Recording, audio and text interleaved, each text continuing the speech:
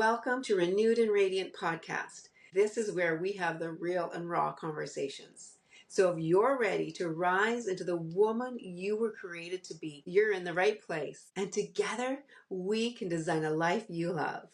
All right, this is going to be amazing. I am pumped for today. Once again, I have WBN member with me here. I've asked these ladies to come and share because they have so much wisdom, so much knowledge, and can share from their heart of their journey. And I'm hoping that this will inspire and encourage anybody that's where they once were and realize that there is hope, there is encouragement, and you can heal and can get to the place that you want to be. So I'm really excited today to have Raelynn Anderson with me. Thank you for joining me, Raelynn. This is amazing. Thank you for asking. I'm so pumped that you're here. Just Raelynn is yes a WBN member, but first and foremost a friend, and we go to church together. And so this is just such a joy to have her on here with me today. So I'm super excited. She's one of those people that when she talks, you lean in and listen because there's always wisdom. God speaks through her, and I love always having conversations with her. And she's full of grace, but she's funny too. So I'm excited for this conversation today. So let's get started. Raelynn, will you please start by sharing your story? You can go back as far as you want. Share with us, what brought you into WBN, how you were feeling. Tell us the real raw version of your story, please. Okay, so about a year and a half ago, I had a major episode with my guts. I was having spasms. I didn't know what was going on. I thought, like, do I have a rupture? I started to kind of get in my head and overthink it. So I went to a pharmacy and got some medications. And I think in the weekend, I ended up in the ER because the pain wasn't getting any better. These spasms, and like I said, I was really worried that there was something more going on. And so that was a really humbling experience for me because I wouldn't have gone in, I wouldn't have asked for help unless I absolutely had to. But then you're poked and you're prodded and you're CT scanned and you're weighed and all the things that you don't want to have happen. And then they proceeded to diagnose me with diverticulitis, put me on IV antibiotics. So it was so severe, I had to keep going back to the ER for several days.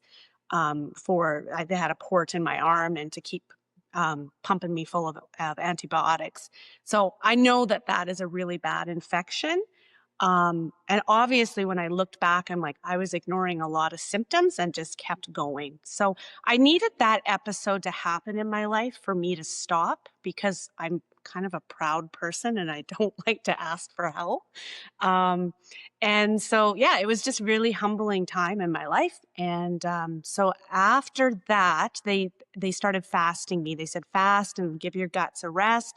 Again, there was more tests. There was a colonoscopy that was down the road. And I was like, I don't know what to do about this. So I reached out to Elsa. And knowing her from church, like I said, I don't really reach out and I certainly don't trust people. I really struggle to like let people in. But I thought, well, I'll ask her because I know she does this health thing, this coaching thing. And she started giving me some tips and some of the things that stood out to me because I think in my pride, I was like, I eat healthy. I cooked all of our meals. I was very conscious about what we were eating. I mean, we eat well, but she pointed out a couple of things that I was doing that took me back. Like she said, drink lemon water, but don't drink the real lemon. And I went, well, that's what I have in my fridge. And she's like, oh, yeah, it's full crap. So then I look at the label and I'm like, oh, yeah, she's right. It isn't actually just lemon juice. And then coconut milk. She said, stop all dairy.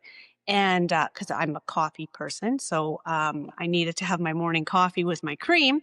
And she said, use coconut milk, but use organic because all the other coconut milk has the gurgum gum or whatever and other garbage. And I look in my cupboard and sure enough, that's what it was full of, was all the junk. And so I started to kind of just do this purge with her. I signed up for Elsa's program and started working with her. And I haven't looked back. It's been good. She's an amazing coach. And, but it's been a process. It probably took about a year for my guts to heal. And then when I look back from when the episode started, It was probably 2 years of me having, here's the raw part, like chronic diarrhea. And I just lived with it. I didn't even pay attention to it. I just, and I don't know how I did that. Like, it's just, it's so dumb, but I just kept going. And I thought afterwards, if that was one of my kids, I would have been all over that. We would have been at the doctors figuring this out, but it's like, no, just keep going. Oh, I need another bathroom break, and then keep going.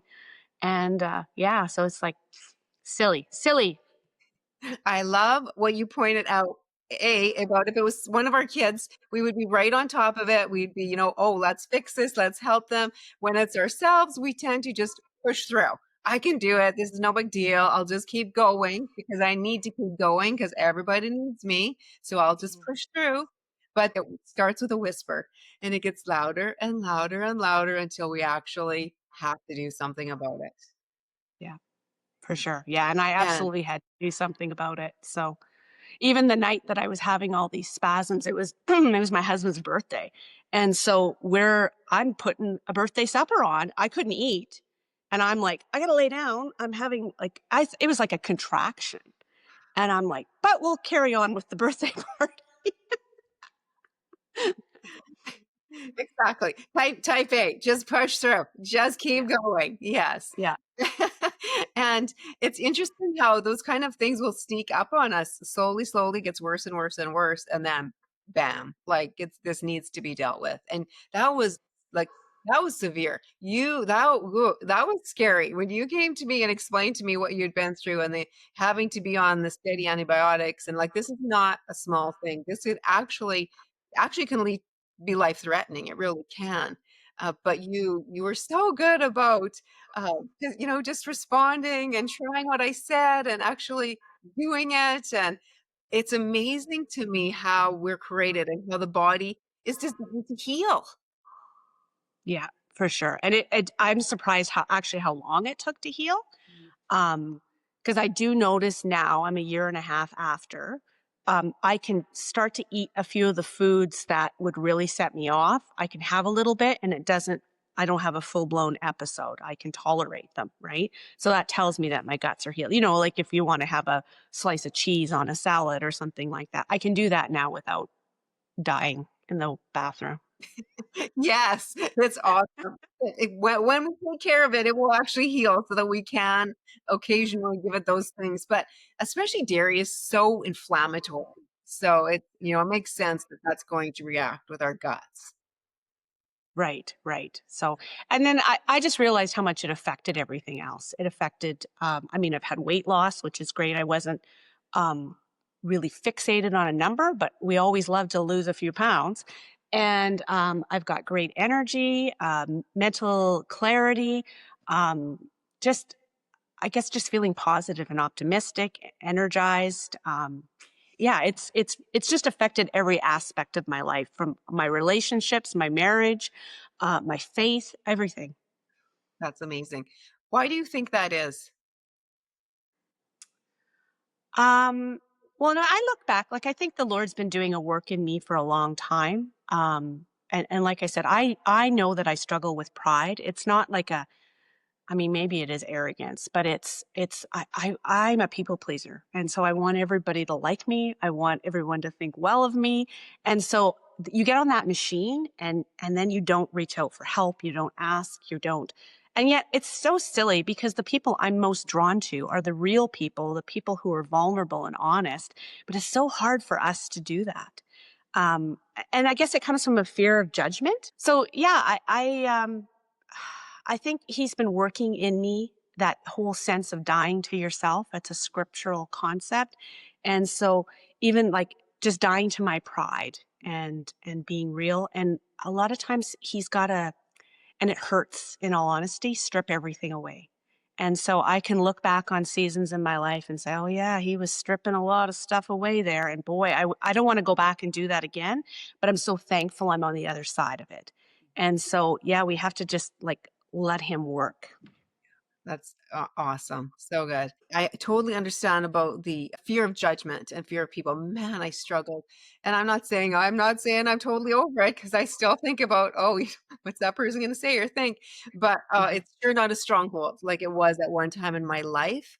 And that is so controlling. It is such a Yeah. bondage to being so afraid of what people are going to think. And I believe it affects almost every area of our lives without maybe us all even consciously recognizing, "Oh, that's why I'm not doing that thing is because of this," and then until we actually take a step back. And I love how honest and real you are about that and admitting this is an area that I struggle in. But it's also when we become aware of it and acknowledge it, and the truth will set us free. So, speaking that out helps us to heal and to get over it and for it to lose its hold on us, which is so powerful.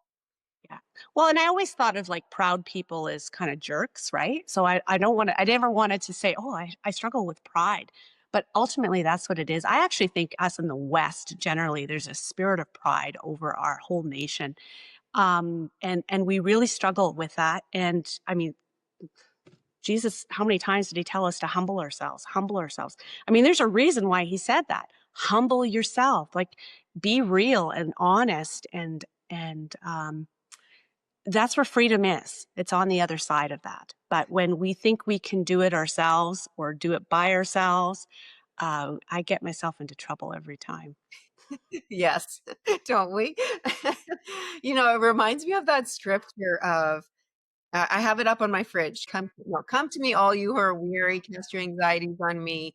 My yoke is easy, my burden light, something like that. I'm probably butchering it. I put that on my fridge because I wanted to remind myself because I do tend to want to carry things and be in control and do all the right things. But the other day that scripture that is on there, what stood out to me was the next part of it that says, "For I am humble and gentle in heart." And I was Hmm. like, "Oh, why have I not really noticed that part before?" You know, Yeah. we can get so go, go, go, and cut up in all the things and all the things I need to go. And he's like, "Whoa, hang on. Yeah, I'm going to take that from you, but you also need to become humble and gentle, like he is." Yeah, yeah. Come on. Well, and a lot of times it's not this. I mean, sometimes he comes in like a freight train. In all honesty, there's moments, but my faith journey has really been one of a kind of a slow burn, and he has been so gentle, and I think he's known that about me that my walls go up really really quick and I shut down, and so I've needed that slow process of working through things. Um, and someone told me this the other day that like Jesus is a gentleman. He doesn't force his way in. And I thought, oh, that's so beautiful, especially for us as women. He is a gentleman with us. Yeah, so true. Another thing, Raylin, that you mentioned, which is I feel is so powerful and literally is one of the very things that really sets us apart in our community is it's judgment free. Mhm. Especially as women, man, I don't know what it is. And I'm really hoping, I feel like it's shifting and I really hope it is, or maybe it's just the bubble that I choose to keep myself in that I'm away from that judgment and the snitty kind of gossipy stuff. I just will not be a part of a group if it's like that. Um, or even I limit my time with people that do that. Just because I can't take that on. So, I that's one of the things that I really love about our community and that it's Mhm. judgment free, and we support each other. And as women, oh man, don't we need that? We just need that encouragement and support. And I feel like there's so many ladies, at least I know, especially when I started my health journey, I felt like, one story really stuck out to me, and it was I was somewhere where people shouldn't be gossiping, and 2 ladies were talking about someone else at a fitness class that they had went to and how she couldn't do this certain thing, and I was like, I'm never going to that class, and I'm never going to," then I was terrified even to go to in-person classes and that kind of thing. A, because of my fear of what people thought, B, because of what I heard them saying about someone else, and so I think maybe that's one of the reasons why I have been like, so, sure, to make sure that that does not come into our community. It's such an effect on us women. Like we need to really be mindful to really support and encourage each other because We've all dealt with crap like that before. Yeah, for sure. And sometimes a bad example is a good example, Mhm. right? Like sometimes I need to see, ooh, I don't want to be that way. I don't want to. Otherwise, you just, again, you get in your bubble and you get going and you don't really pay attention to things. But I mean, I think we've all experienced that, those really toxic environments. And in all honesty, probably got pulled into them ourselves, right? And then you feel really yucky afterwards. Like it is nasty, the kind of mean girl scenarios, and we've all experienced that. We've probably been a part of it, and we've probably been the target of it, and it is not fun. So yeah, I think that's one of the beautiful things about this group. It's very, very encouraging. Women are real, very positive, cheer each other on, and it does feel judgment free. Yeah, I love that, and I'm so thankful for that because that's what we need, you know? We need to surround Yeah. ourselves with people like that. Yeah. Well, it starts with leadership though, right? You have to have a good leader to set that tone. So good on you.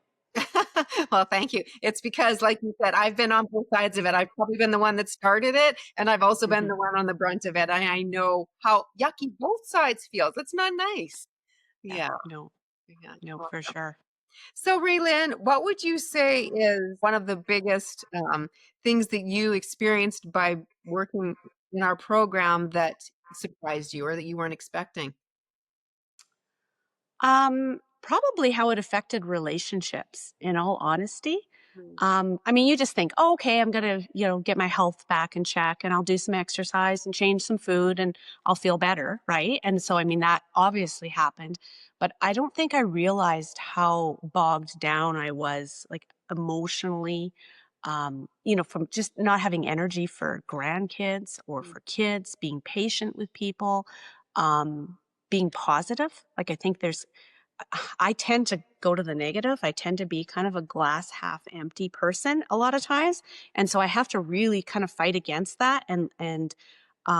So I think I was just getting really critical and negative. And I'd shared that with you before. I mean, I think in all our marriages, we go through dry seasons, and I can see, oh, yeah, there was definitely a dry season there. And where there was probably friction or walls were up. And so that opening up and being vulnerable, it's actually allowed me to be more honest with everybody mm. in relationships. So yeah, that's probably was the biggest surprise. I love that. So powerful. It's all about freedom, isn't it? Yeah. We think it's about the number on the scale sometimes, or about the size of the pants, or whatever. It is not. If we're doing it right, it's not. You know, it's about that freedom that we have to really show up as our best versions. Yes. Yeah. Well, and then you have confidence. I know you've talked a lot about that. Like you just, it's like you walk taller, and it's not pride, but it's just feeling like it's an assurance that you have, that it's like, okay, I'm doing okay and I can do this. I can do hard things. And you see that when you press in, and put the time in. We talked this morning in exercise about discipline. It is a discipline, and you have to do it consistently. You can't just do it once or twice or 50 times. You have to do it all the time. And then there's a couple bad days. I mean, that does happen to all of us, but it's like you say, it's a lifestyle, and you just keep going. And once you're a ways down the road, you can look back and go, "Wow, this is really working." But it's a slow. Anyways, for me, it was. It takes time to heal and to really see the results. Mhm. Yeah, physically, but also mentally and emotionally, it takes time because we have all those years of all that stuff in our head, right? To deal with and process and actually heal from. So it's a process, it's a journey, which when we can get to that point, we're actually enjoying the journey because we know that Mhm. it's developing something in us in the process as well as, what we're getting to, what the goal that we're coming to, which is it's exciting, really. Yeah. Yeah. Well, and you ultimately feel lighter. I mean, there's a lot of really dark, heavy stuff going on in our world right now. And I find it's so easy to get distracted by it. And that's where, the negativity can come in and you just feel almost hopeless. And so, I mean, for me, I have the greatest hope in the world. It's through Jesus Christ. And then when you physically you're doing better and emotionally you're doing better, you just, I don't know, you feel like you can. that stuff doesn't bog you down the same way. I mean, it's still tough things that are happening, but you just feel a little lighter. It's so true. Exactly. Exactly. I love that. Thank you for sharing that. So good. Yes. Anything else that you would like to share? Um, yeah, I really felt it on my heart. I, I mean, I've been really burdened for friends and family that don't know the Lord, and that actually goes back to me worrying about what people think because I know I'm probably the crazy person in my family. But that's okay. It's not about me. I just do. I feel it's such a burden for people that don't know the Lord and don't know how loved they are and the sacrifice that he was willing to make for them. And to me, I struggle. I get in, that's my negative. I struggle with, it's like, why wouldn't you accept that? It's such an easy thing to accept, right? I can do it on my own because I'm a good person, or I can receive grace from a Lord that loves you and did it all and did it perfectly because I'll never do it perfectly. And so, yeah, I think I really want to share that. And I feel a boldness to want to share that more and more with people. Um, there's such freedom in it.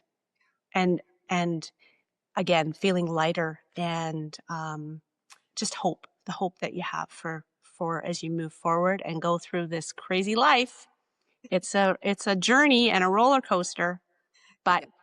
I was reading back in my journal here yesterday and seeing how much stuff changes, right? Life changes constantly and there's been ups and downs. And I thought there's one thing that never changes, right? And that's God. He never changes. His promises are sure. And that's my heart is I wish people would just start that journey and open up to him because it is so good and he is so good. I love that. Thank you for sharing that. So much truth right there. See, I said when she talks, you lean in and listen because it's good. Good stuff. Yes. Thank you for that. Awesome. Okay, ready for some rapid fire questions? Okay. All right. Favorite healthy food? Oh, probably nuts. But that's kind of my go-to. I gotta be careful though I don't overdo it because I'm a shoveler. They're so good. It's so easy to overeat them. So it's two fingers, just two fingers at a time. That's good.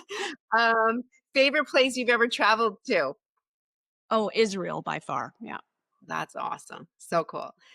What is something that may shock us to know about you? I don't know, Elsa.